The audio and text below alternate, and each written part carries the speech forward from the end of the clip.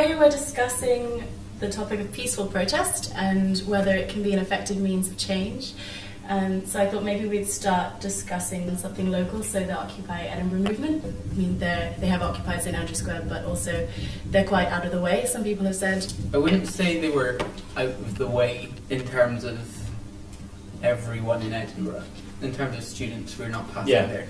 But they're certainly the people that they're targeting in terms of their anti-corporation are the people who are walking past there every day. Yeah. So it is, in a way, good that they're situated there as opposed to being sort of further into the old. Or in Bristol Square or Yeah, Church Square, because I mean, to a great extent, you don't need to protest at students, we know, but it's a lot of people are students anyway. I mean, the people who you're trying to make an impact on are the people who work in that area. There's a lot of financial services officers around there. I mean, there's a lot of that sort of stuff in Edinburgh.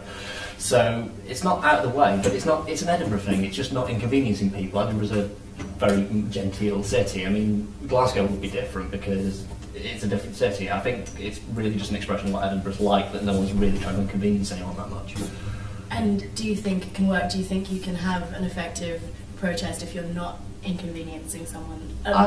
Also, the fact that they're not, I guess, out of the way, but no one's forced to interact with them, and no one's forced to interact with their message, I guess. Yeah, I mean, the vibe I've been getting from the whole thing is it's more about the media impact than it is about, like, the individual protesters doing something. I mean, protests never really do anything, you just get topics talked about, and the whole Occupy movement has brought income inequality to the foreground of political discussion, and before that it was all deficit reduction because of the right-wing backlash a couple of years ago, and now we are actually talking about what the Occupy guys want to be talking about, and they're doing it in a way that isn't really pissing anybody off particularly. And when the vast majority of the footage of trouble Occupy things is police being gits for all intents and purposes and pepper spraying people who are kneeling on the ground, or old ladies, or hospitalising ex-Marines and that sort of thing, I mean, it's all a win-win really.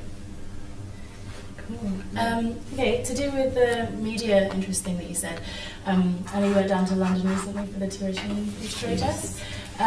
Do you think that the media lose interest if it's not violent protest? Because I know you said a lot of people didn't cover it just because it was a dignified demonstration. Definitely, in terms of the student protests, everyone was built up preparing for essentially a small battle in central London, and the media were all prepared for that, and they were wearing helmets and whatnot to try and protect themselves. Sky News kept focusing on the little skirmishes that were around the fringe of protest. If you watched any of the footage on YouTube afterwards, that was them clearly just looking for the sensationalist outbreaks, whatever, and then outside of the context. When nothing came of the protest in terms of violence, it just wasn't covered at all. And in my view, the fact that there was no violence did go some way to make up for the violence of last time, because it showed that people are still caring enough to go down to London and march. And it's not just about it's not just about the riot, and people are there and they're in it for the sort of long-term message as opposed to the decision's been made, there's nothing we can do. And then the fact that the media didn't cover it undermined that good message entirely, because the protest didn't really inconvenience people in London all that much. It lasted maybe 3 hours, and then they're the only people who are now aware that something went on at all. I mean, the very fact that we've got to the point where we have an Occupy movement as opposed to standing protests is because there needs to be direct and covering protests for about 30 years. I mean, a 24-hour news cycle, you need novelty, you need to be putting up something that people are going to go, oh, that's interesting, and people marching down the street to people marching down the street, and we've been doing it since the dawn of time. I think that's why people have started occupying stuff, because if someone's there every single day, you don't forget about it. You see a protest about whatever, you go, oh, there's a protest, and you go home and you genuinely forget about it. Because people are there every single day, you realise how much it matters to people. Because, I mean, going on a march is a big deal to all the people who go on the march, but everyone who sees them goes, oh, these guys are having a nice day out, and then tomorrow they're going back to work. If someone's been sleeping in a park for 2 months over something that doesn't even affect them grossly themselves, but affects everybody a bit, it kind of demonstrates the weight of their conviction in a way that a standard protest doesn't, and I think that's part of the reason the Occupy stuff has been getting more coverage. I think also because it's been a lot more inventive than some protests. I mean... So, you were talking about just protesting on Saturday and going back to work not having any value. Yeah. Because people don't take it seriously. So, to what extent do you think this applies to all part-time protesting? Do you think that everybody should be, going on strike, basically? Do you think the country has to come to a standstill? No. I think it's just a matter of if you do the same stuff over and over again, people get bored. I mean, it's why punk rock happened, because everyone had got bored of the 60s and 70s music because people were essentially reiterating the same idea over and over again. People have had the idea of going to a protest, holding out your placards, whatever, for a very long time, and it's not a new idea, so someone sees it, goes, oh, that's that, files it away. If it confuses people when they first see it, they go, what the hell's going on for a second? They actually think about it. It ties into the thought process a bit and might change an opinion. You can't change someone's opinion with something they've seen before. But in terms of actually making solid changes, things that affect policy, these kinds of things, do you think that, if you're not out there inconveniencing the people who make those decisions, if you're not out there and it's, I'm not going to say anarchy, but if things don't come to a stop? I don't, Well, certainly in London they are inconveniencing because it's making, if nothing else, it's a massive PR sort on the back of the coalition government. They're right next to the City of London, they're right next to a national landmark that's used as a tourist spot. It's highly visible and they're really pissing a lot of people off high up. I think David Cameron went on a select committee and he said that I've got this old fashioned idea that protesting should be done marching with your 2 feet rather than sitting down. I think that just shows how the government are having trouble trying to counter it in a way. It's interesting that the part of the student protest that got the most media attention was when they tried to occupy Trafalgar Square halfway along the march, and it was shut down within an hour of being set up because they don't want a second occupation in London. And what are the chances, do you think, of more occupations being set up? I know you say there they weren't going to shut that down immediately, but do you think people care enough? Was your feeling when you were there that people cared enough to actually make this grow? I think in terms of the London protest, people weren't that supportive of people breaking off and trying to occupy because that wasn't what the day was about. A lot of the focus on that day were people trying everything they could to keep it peaceful, because they wanted to keep the message credible. And by breaking off, I think a lot of people's opinion was that maybe wasn't the best way to go about getting the message of that day across. Do you think that violent protest does discredit the movement underneath? Yeah. I mean, to a large extent, violent protest isn't protest, it's violence. I mean, protesting is one thing and violence is another thing.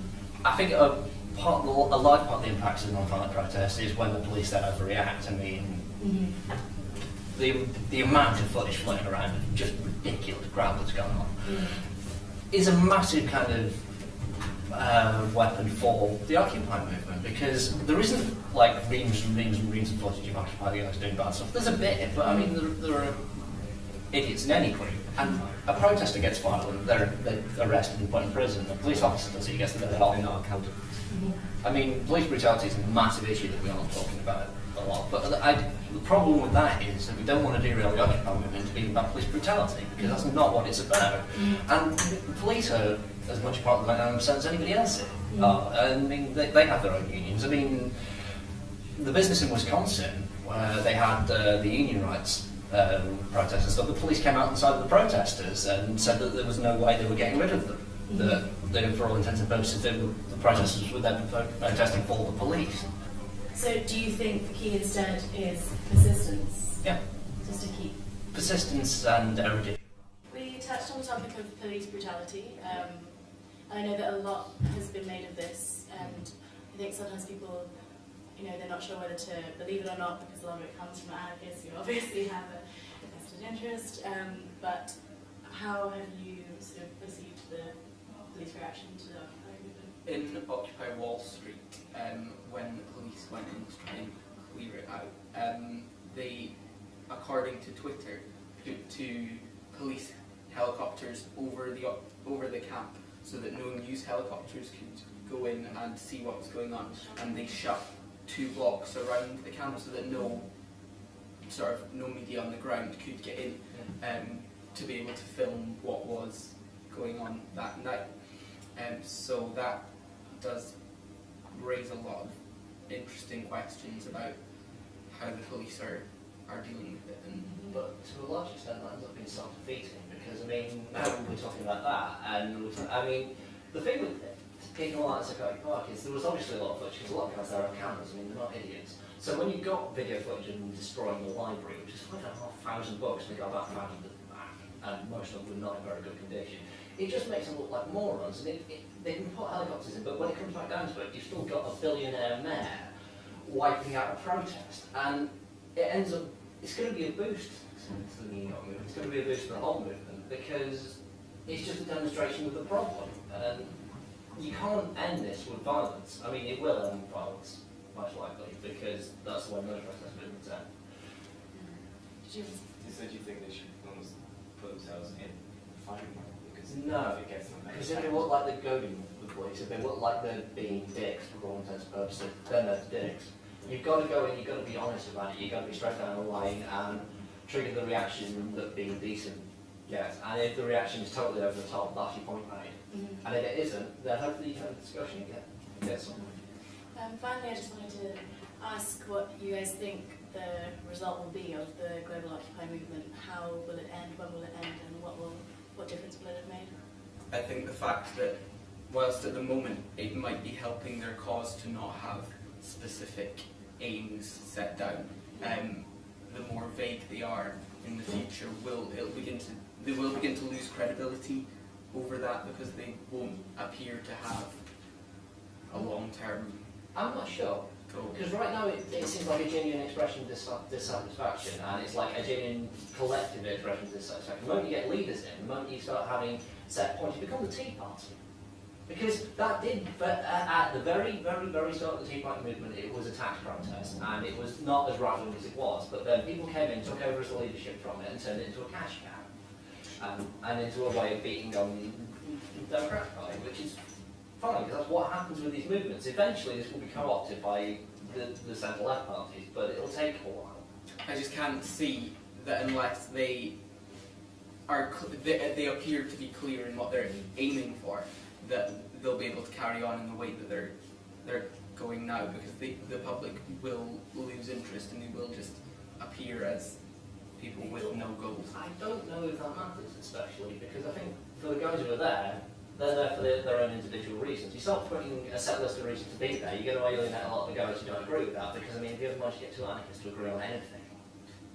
So, as long as it's a general expression of dissatisfaction, it can keep going as long as there's something to be dissatisfied by, and it's a constant reminder that people are dissatisfied, and it stays in the conversation at least a little bit. I think it matters to the general public because I think you're right. It is an expression of general dissatisfaction, but I think if there's no goal to be collectively fighting for, I think people will go back to being generally dissatisfied in their homes and their jobs. It'll mean less and less, yeah. But that's not the novelty factor. I mean, that's why we're talking about it in the first place. It is, for all intents and purposes, when it comes right back down to it, just a protest.